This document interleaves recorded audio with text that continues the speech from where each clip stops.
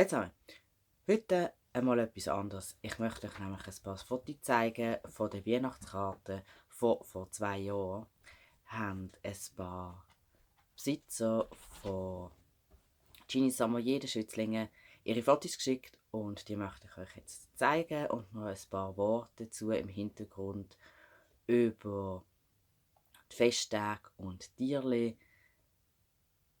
mit euch teilen. Ein paar Gedanken. Ich wünsche all denen, die Weihnachten feiern, schöne Festtage und wir hören uns in einer Woche wieder. Kurze Tipps für die Festtage.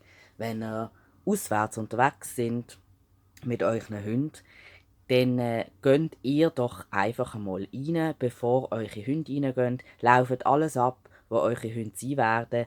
So zeigt ihr euren Hund oder eurem Hund, dass ihr das Gebiet bereits abgesteckt habt, also dass es keine Gefahr ist. Was ihnen hilft mit all den vielen Eindrücken, die es gibt rund um Weihnachten und viele Leute. Dann, wenn ihr zusätzlich noch ein Deckel oder eine Faltbox dabei habt, hilft das auch, weil es nach daheim schmeckt und die Hunde wissen, dort kann ich runterfahren. Bei den Büsis denkt daran, dass bereits die Ballereien anfangen, lasst sie also nicht raus, weil auch wenn eine Katze keine Angst hat, verletzt werden kann sie von dem Zeugs trotzdem.